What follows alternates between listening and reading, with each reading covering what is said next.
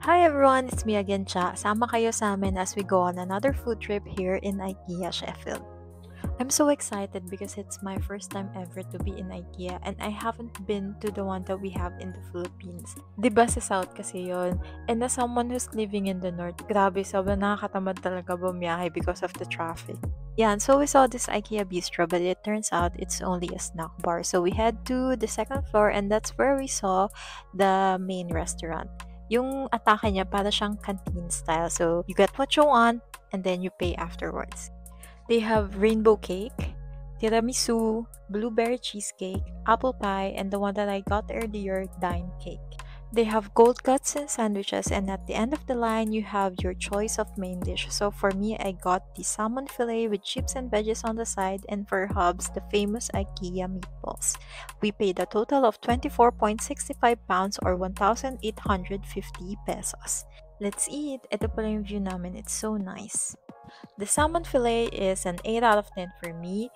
I love the freshness of the salmon and I'm so happy with the portion. The veggies and the chips really complements it. Medyo nasanay na rin ako dito na hindi naghahanap ng kanin kapag kumakain kami sa labas. The IKEA meatballs naman, I'd say nothing special. Okay lang. I'd give it 7 out of 10. Ganyan pala yung itsura ko diyan kasi sumama yung parang blueberry sauce dun sa mushy peas. Oh my god, this one I really love. It's called Gravedlux. It's a cured salmon with senap and dill sauce. Yung sauce niya para siyang savory mustard. Grabe, sobrang sarap. 10 out of 10. Next is this dime cake. It is a Swedish frozen dessert, almond cake base, layered with cream and topped with crunchy almond caramel. Grabe, sobrang sarap nito, guys. Pinatikim pala sa akin ni Hubs yung apple pie. And hindi ko siya masyado nagustuhan to be honest kasi hindi ako mahilig sa fruit and dessert combined together. Naniniwala ko na ang fruit should be eaten on its own and fresh. Ayan.